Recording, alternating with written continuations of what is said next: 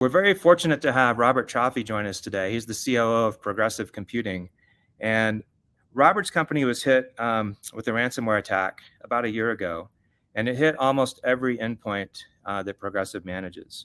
So 1 year later, he's here to share his story and to also share some unexpected lessons that came out of the experience that they had. So I'm going to turn it over to you, Robert, and thank you for being here today. And thanks again to everyone for joining. I look forward to meeting as many of you as possible. Thank you. Thank you, Rod. Pleasure to meet you.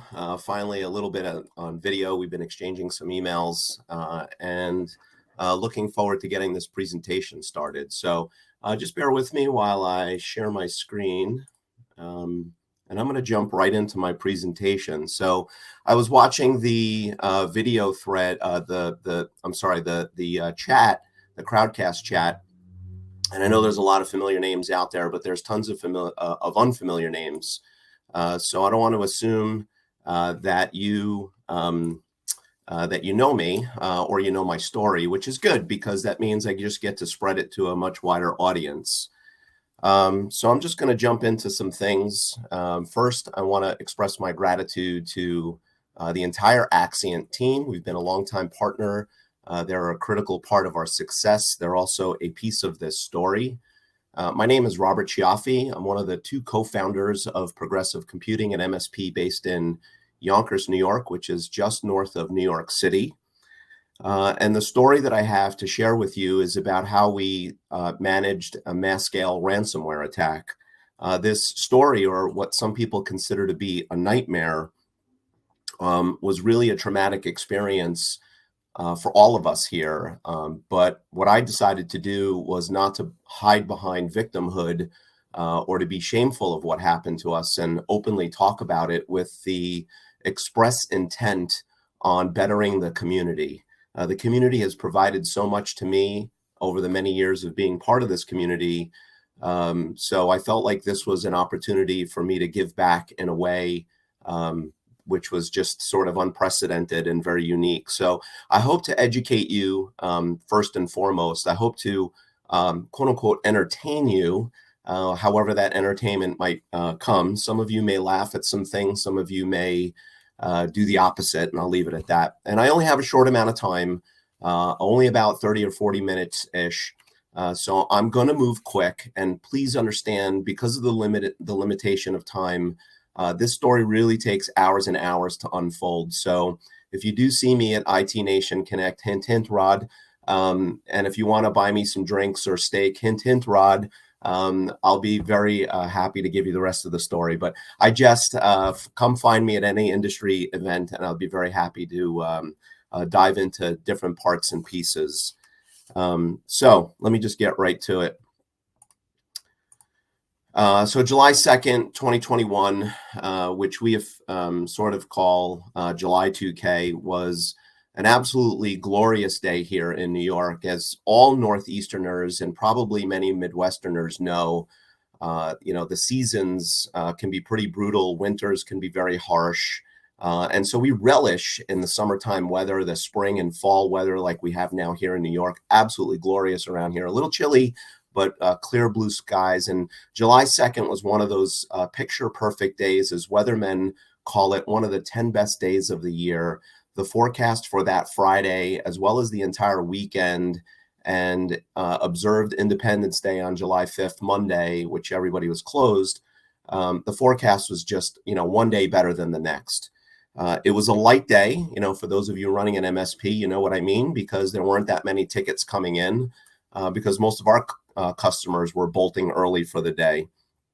And all I could think about were all the barbecues that we had been invited to, as well as a boat ride that friends of mine were going to take me and my family out on a boat ride on the Hudson River, right out of Tarrytown, New York, for those of you that know the area.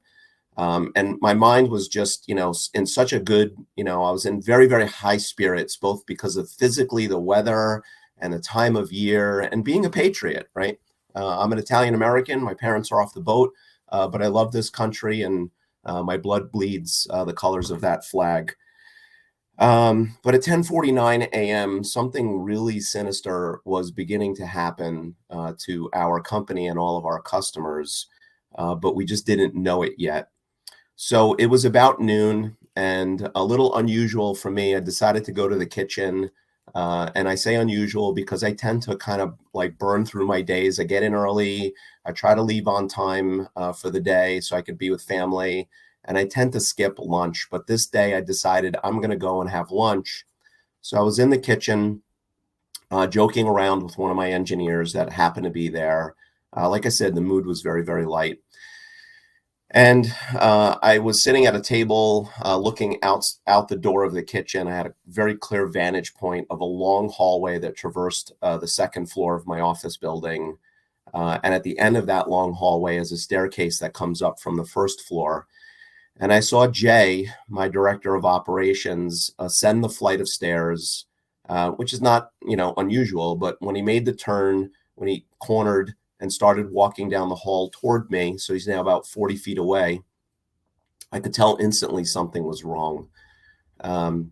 Jay's a Filipino, his darker complexion. I could tell from that distance, his skin was bone white.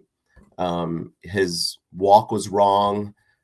He was nervous. He just seemed physically jittery to me. I started to formulate an immediate impression in my head that Jay was coming upstairs to deliver some really awful news, which he was, but I was thinking somebody just died. My business partner, a key member of our team, really anybody on our team is a key person, a family member, a close client, somebody. It just, he really looked like that person that just has awful news to deliver, but just can't get the words out. So he's walking down the hall toward me. I decided to get up and meet him essentially at the threshold of the kitchen in that doorway. And, I looked at him and, I kind of went into this consolation mode. Like I've got to provide some comfort to him because something is really troubling him. Little did I know that I was about to get pulled into that dark world. And he wouldn't look at me, not directly in the eye. I said, Jay, what's wrong? I put my hand on his shoulder. And he just kind of kept shaking his head and he couldn't get the words out of his mouth. And then he just finally looked me in the eye and said, all of our customers are ransomware. Now, I want you to think about that for a moment. At the time, we had about 80 customers, and I'll get into some of those details in a bit. All of our customers, what does that mean? I couldn't really process that. It seemed a little too surreal, a little too unbelievable. A little just too, just not anything that you would expect to hear. So surely Jay was wrong in his assessment that all of our customers were ransomware, was my thought. So I began to dive a little deeper and said, Jay, what do you mean all? Not all of them. Like which customer? It must be one. Maybe he meant all users at a particular customer. And he kept looking at me and saying, no, Robert, all of our customers. And I kept pushing back on him, insisting that's a nonsensical statement. It just cannot be. It's impossible. Yet he was insisting that it was. So to snap me out of my own delusion or to kind of give me that proverbial slap in the face, he began to start listing our customers. And I think he intentionally began with the largest ones, right? The ones that top 20% that probably make up 80% of your revenue. And the more and more he just started listing names, the more and more that beautiful blue sky and that beautiful weather just started to turn dark. I know it sounds silly, but when you think about those movies where the room actually darkens, and I know they do that for dramatic effect, but it really felt that way to me. It really felt like the blue skies had just evaporated, were replaced with very dark clouds. The fresh air that was blowing through the office open windows had suddenly turned stale and were choking me. I couldn't breathe, and I began to sweat. And at this time, I'm now hearing conversations around in the office and even seeing people on the phone. And I could see their demeanor also matching Jay and I. I could hear snippets of conversations like, I'm not sure what's going on. Let me get a tech to look at this. I think there's something widespread going on. Please be patient. Please calm down. I know you're upset. These were snippets of things that I heard about 6 or 7 different people saying to various unknown parties on the other side of phones. So I knew we needed to do something, and to do something quickly, but I really honestly did not know what. So my instincts sort of kicked in, and we went to I grabbed Jay by the shoulder and I pulled him into my office, and I closed the door because I knew I just needed to start doing something to figure out more, to understand what happened. So as I sat at my desk and I had, all kinds of files, I've got 3 screens. In fact, where you're looking at me right now is exactly where I was sitting in that moment. The office is set up precisely the way it was that day. Nothing has changed. 3 monitors. And I'm speaking to the one in the center. And here is an email right on the same screen that I'm looking at. And it was the first of many hailstones to arrive. We just started getting pelted with these things via email, via text messages, via phone calls, via tickets that were coming in. Actually, tickets were no longer coming in because you can imagine why that would be the case, because our RMM system and our PSA systems were affected. It's things like this that just absolutely make your heart stop. This was from one of our oldest and our biggest accounts. And so this was July 2nd of 2021. By November, they had made the switch to another MSP. Yeah, bad stuff started to happen. And this was just a little foreshadow of what was coming. So here I was sitting at my desk, feeling like the world was kind of closing in. As I logged into my RMM and then got bumped out, and then watched every icon on my desktop turn white. And for all of you non-technical people, essentially what that means is now my computer is ransomwared. And now I had no ability to even do any kind of investigation myself to figure out what was going on further. But, and I remembered this quote. And this is really how I felt, right? I really felt like being in the Inferno, Dante's Inferno, where I was at the gates of hell, reading the sign of "Abandon all hope, ye who enters here." There was no way to go backwards. There was no side exit. There was no there was no way to teleport out of there. There was only one way to go, and it was those sinister doors in front of me.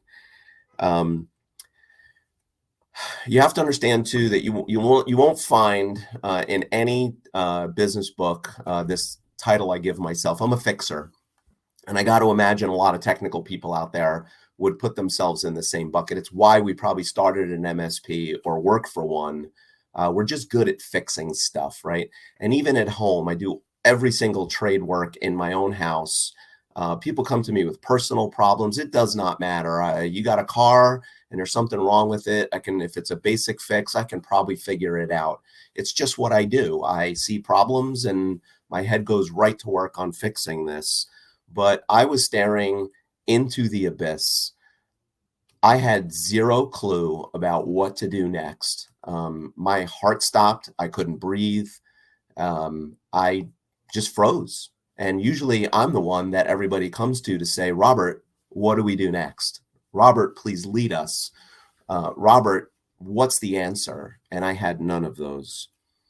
I'm also a very big, as I said, community guy. I'm not only an IT Nation Evolve member, but I also facilitate 2 different groups. So for those of you who are involved in any kind of peer group or may do any kind of business planning, you are very well aware of things like business valuation, right? We all are going to exit our businesses one day, whether we like it or not. We're either going to drop dead at our desks or we're going to have a happy sale and figure out how to get out of our businesses. And so we work so hard to plan for the future. and to create life plans and legacy plans and business plans. And I watched my multi-million-dollar business valuation go instantly to zero at that moment in time. And I thought about my family and what the implications of having a worthless business meant for now. In February will be my 30th year in this company, how all that blood, sweat, and tears that I poured in for decades just went to zero and maybe even negative because of the potential liability. So there I was contemplating my own mortality, staring into the abyss. And I remembered a quote. I'm a big history buff. I love studying history, probably not so much in high school, but I developed a passion for it after. And I remembered one of my favorite characters, Winston Churchill. If you're going through hell, keep going. So it was one of the first thoughts that popped into my head is not only do I need to push those gates of hell doors open and walk that path, but when I do, I'm just going to keep moving forward. So there was the fixer, figuring out a way how to get through this. But ultimately, we were looking for really how to undo this mess. So I was looking for the Control Z. I just decided that what we needed to do was get the entire team in one spot to start talking about what was going on. Instead of me being holed up in my office with Jay, I needed to get out there on the front lines and figure out what the hell we were going to do. So another voice, General Patton, popped in my head. So I started barking orders. I commanded Jay, go downstairs, get the whole help desk team upstairs. I had somebody else, rally the troops upstairs. Anybody who was remote, got them on a conference bridge. And in the conference room, I felt the first thing I needed to do was to really rally the team and encourage them. And I was straightforward. I said, look, I know your phones are blowing up. Your email is overloaded. You're overwhelmed with a lot of angry people. And we don't really have a lot of answers right now. I know you're confused. I know you're scared. Guess what? I'm scared too. I really don't know what the hell to do next. But I know together as a team, we can get this done. So I want you to remember our 4 core values. And this is literally what I said to them. And I went through them. There they are. Commitment, determined to do what it takes. Team, together we get it done. Humble confidence, service without ego, and respect always. I said, I don't know exactly how each of these is going to play into the upcoming hours and days and weeks and months, and maybe even longer. But I know that every time that we are lost or not feeling like we are in a good place, we need to look back at these. Our core values became that critical asset in helping us navigate this completely new and unknown situation. And it was really our culture, a really strong culture that my business partner and I had worked so hard to build the right team and build the right culture. This, of all things, is now going to ultimately be a key factor in our survival. Whoops, a little too quick. If anyone knows this symbol, then that means you're a Michael Moorcock author, sci-fi author, fan. It is the symbol of chaos from the Eternal Champions and the Elric series.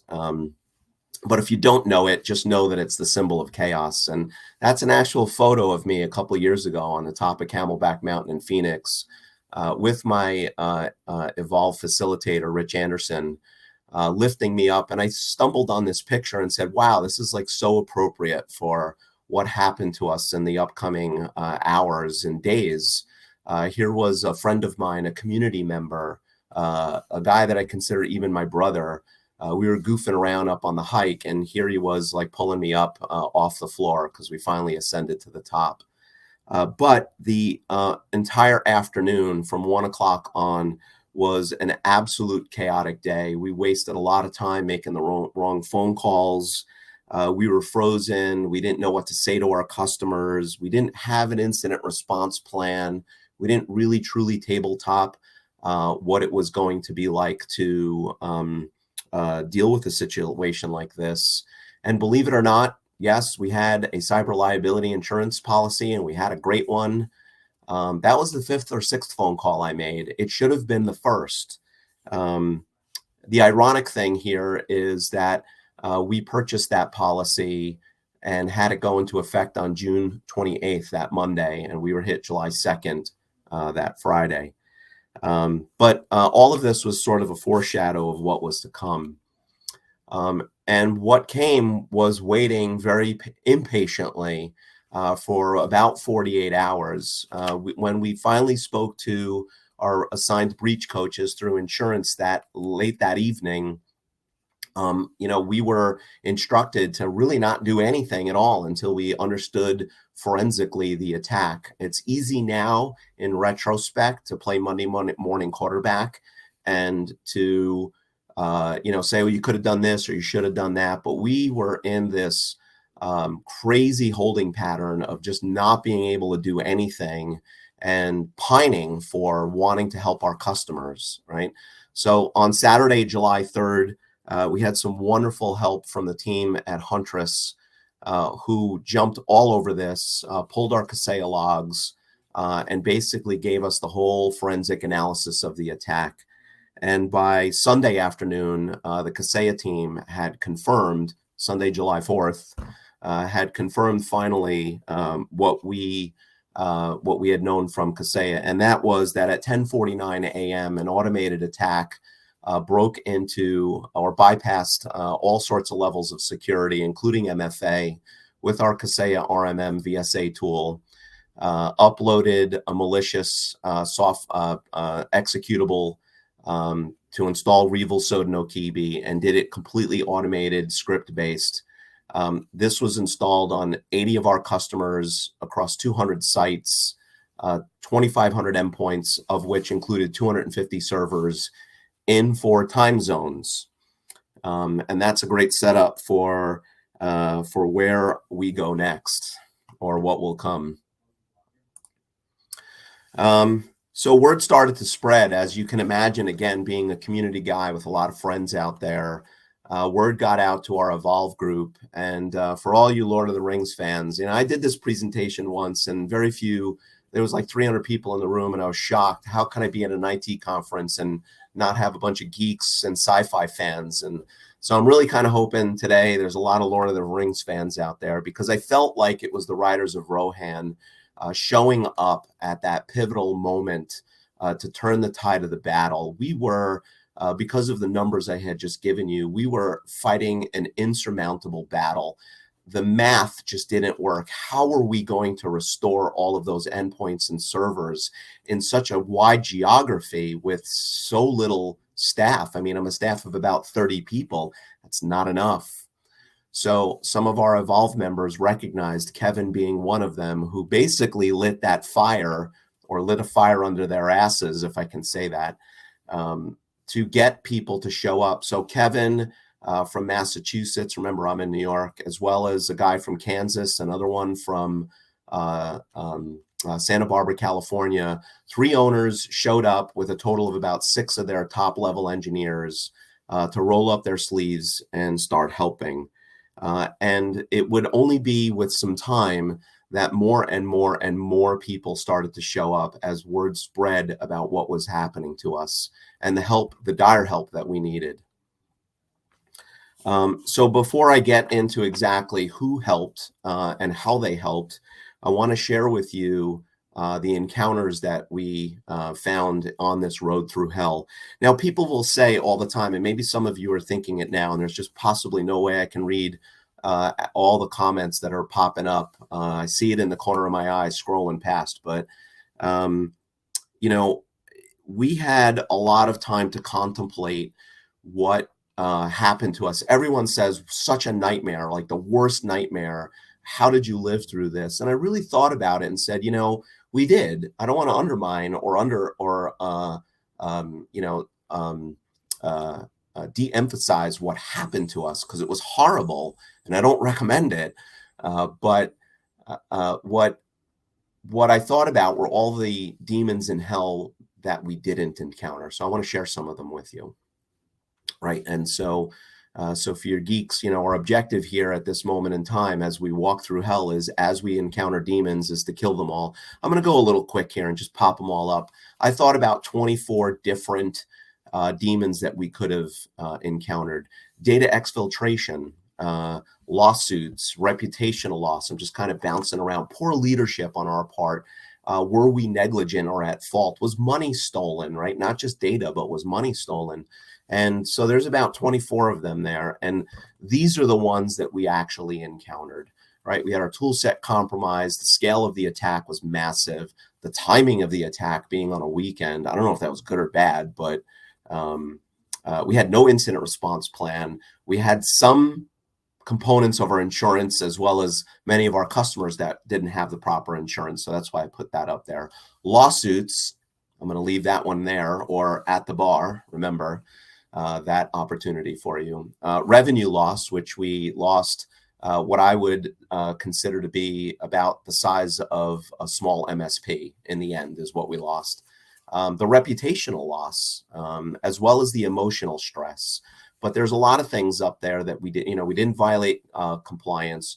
We did not, data was not stolen. No money was stolen. We were not negligent. So in some ways, we actually fared pretty well on that road through hell, even though it was a really terrible thing for us to go through. But on that road through hell, guess what? There were a lot of angels and saints that came to our aid. And I want to acknowledge them here because it's important part of the story to understand how we navigated through this. On the vendor side, Axient, listen, I think that's why they chose for me to be here today to tell you the story because, and I'm telling you this from the bottom of my heart, and because it's the truth, I get paid zero for this, but their Replibit technology worked flawlessly. We got 250 servers restored without a problem. The only problem that we really encountered, other than a couple of hardware issues, but that had nothing to do with them, was time, right? And so they were incredibly helpful on the back end, as well as even helping us with sending some high-level engineers to us. ConnectWise stood up an RMM tool for us like that night. Huntress, their forensic analysis was amazing.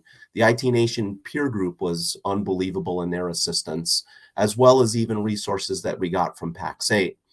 But there were a lot of other saints too. And so all those logos that you see are companies that showed up at our doorstep from far off places like Texas, Minnesota, California, Las Vegas, Nevada, Ohio, and I'm probably missing a bunch, so forgive me.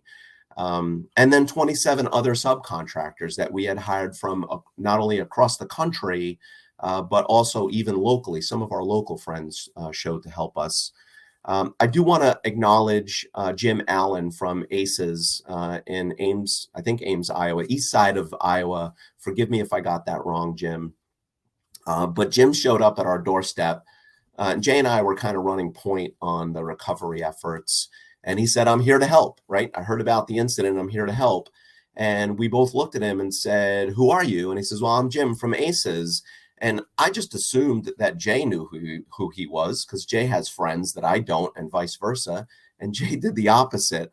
Well, long story short, Jim was actually a friend of a friend and heard what happened and decided to get on a plane and show up in New York from Iowa and stayed with us for 2 weeks.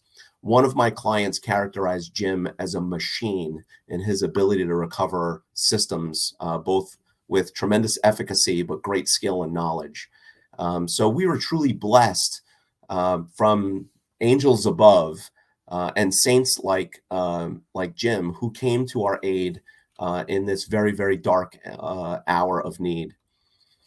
So I want to just jump through some lessons learned because I do have a short amount of time. I have three basic lessons that I want to review with you. Number one, communication is key. So sticking with the Lord of the Rings theme, not all communication is good. So if you remember the Palantir, right? You stare into that orb, there could be evil forces staring back at you. So you got to be really careful. Just, saying something to somebody could have bad implications. So I want you to watch your 5 C's. All your communication needs to be counseled. You need to have an attorney side by side with you that is writing the right stuff along with you. But as I push back on my attorneys that gave me a lot of legalese, I said, BS, I have relationships with these people. I'm not sending them legalese. We need to soften this up. So the communications needed to be considerate. And I think my breach coaches were incredibly sensitive and appreciative that I pushed back on them, that it needed to be in considerate language, right? It needed to be consistent. So we were getting some early pushback about just send us something to say that you're still working on it and that you haven't packed your bags and moved away. We just want to know that you're still working on it, even if there's no news. And all your communications need to be not only clear, but also concise. And I want you to remember that you're looking at on communicating with multiple audiences. Some are obvious, some are not. You're obviously communicating with your clients, but don't forget your internal people need to be communicated with as well. Guy like me tends to kind of get in lion mode and charge, forgetting that other people behind me may not necessarily know exactly what's going on. Your vendors are key in a time of crisis like this. Remember that you have insurance, legal, and law enforcement. As much as I grew to appreciate speaking to both insurance and lawyers, I also grew an appreciation for conversations with the FBI in this matter. Again, that's a bar story. And family and friends, don't forget that not only you have family and friends, but every one of your team members does as well, and they need communication. Phone, email, text, those are obvious. The thing that's not so obvious is that personal face-to-face handshake. So if you ever find yourself in a time of crisis, I want you to consider that sometimes just driving over someplace and saying, I've only got 5 minutes, but I just want you to know I'm working like hell to fix this, and I'm going to do everything I can humanly do, and maybe even superhumanly do to get this right. I think people will really appreciate that. Be a little careful. I know we have maybe a couple of international people, so I don't know what internationally this represents. I just did this presentation a little while ago in Italy, and I said the same thing there. Here in the US, do not use the word breach. It has legal implications, but you can easily say incident or attack without any kind of legal ramifications. I want you to remember lesson 2, that your roles will change, right? Left of the boom, right, of the event, you probably have, I hope you have, I'm going to assume you have a high functioning company that has well-defined accountabilities for the entire team. But remember, when boom goes off and now you find yourself right of that boom, your roles and responsibilities are going to change temporarily. You need to adapt quickly, and your team needs to be ready and willing to do different jobs. So I had like account managers and some office personnel that, for instance, I turned into food delivery and taxi drivers because I had a whole bunch of engineers from across the country that didn't know how to get around and didn't even have cars at times. They just showed up at our doorstep and said, how do I help? And they don't have a car. So, we have to drive them to places. So I want you to consider those things too. And then the third and final piece of advice or lesson learned that I have is that you're going to have to plan for operating without your PSA, CRM, RMM. We have too many acronyms in this business, don't we? Where's your IRP? There's yet another one, right? Where's your incident response plan? If you got a great incident response plan and it's in a wonderful PDF or a Word doc on your server and your server's encrypted, how are you getting to it, right? So I want you to think about those things. I think there's a lot of easy technical answers. I'm not here to spell that out for you. You're smart enough, you can figure that out. And just remember that even if these things are available, what we found is our ConnectWise Managed system was the inappropriate tool to be using for dispatching engineers and third-party contractors that we didn't even have defined in the system. And because it was so fluid and dynamic, Jay actually came up with this idea of using Post-its on a blank wall. And we were just able to easily line up texts or names or companies to client names. And whiteboards, they work, right? I joke around all the time. That pad of paper that I'm writing on with that pen is technology, right? It's technology to a caveman. Sometimes the simplest tools and processes can get you through something where the average everyday efficient tools just simply can't keep up with. Is it over yet? I get this question a lot, and it's not quite over. We're still dealing with the fallout ramifications. One of those things, and I just want to make a point about being more secure. I think a lot of us get into that mindset of, oh, I'm going to pour a bunch of time, energy, and money into getting more secure or adopting cybersecurity practices in a much better, cleaner way. The point is that security is a journey. It's not a destination. So we are constantly trying to evolve and review and audit and change what we're doing almost on a daily basis when it comes to cybersecurity. And then there's the legal ramifications. I'm watching the news about Yaroslav Vasinski, the Ukrainian national who was at the tip of the spear of this attack, who's sitting in a Dallas, Texas jail cell. I can think of no better state in this great nation for a punk like him to be locked up in. And I've offered to come visit him, but the FBI won't let me in. So if you know somebody, I'd like to get in and check out this guy. And then the last piece of my message to you is that I came to realize, because of what happened to us and the help that we received, is that, we often think about tools and technology and process and frameworks and all this great stuff in terms of cybersecurity. But I think the missing element that we don't talk about is the community. If one of you randomly were hit tomorrow and suffered what we went through, would you be able to scale up as quickly as we were able to? Now, we did so simply by luck and chance. It was not well designed or well thought out ahead of time. It worked for us because we made so many friends. But what I'm trying to do is bring this message of we need to get better at organizing the community so that when something goes off, that there are a whole bunch of people who are ready, willing, and able, who have already raised their hands months or years before, that are going to jump into action and hold off the enemy. I can make disparaging remarks about cyber criminals all day long, and they can own me if they want to come after me personally. But it is my strong belief that if the entire MSP community, and I include vendors in that as well, if we banded together, it would be very difficult for them to attack us entirely, right? My message to you is when they attack one of us, they attack all of us. So put away the competitive spirit when you need to. Help out your fellow MSP, even though he's your competitor right down the street. Make friends, be nice, right? All the things that we learned in kindergarten. And so I am working with CompTIA to put together something called the Volunteer Response Corps, where we are providing a structured way in which this will all come together. So news of that has just came out over the summer, and we're working hard on putting up a website. If you are interested in joining the ranks of that community, you will be volunteering for nothing. You can just reach out to me on LinkedIn, or if you have my email, you can just send me an email. I'll be very happy to collect your information, and then we'll start sharing more and more data with you as that program develops. It's a volunteer run and led organization with CompTIA's backing. And that's it. So I don't know if we have any time for questions and answers. Caitlin or anybody from the Axion team, I'll follow your lead on that. And if I don't have the chance to say it, let me say it now. Just, thanks again for your time. I know it's precious. I appreciate you listening to my story. There is my contact information. Very happy to continue the conversation both online and in person.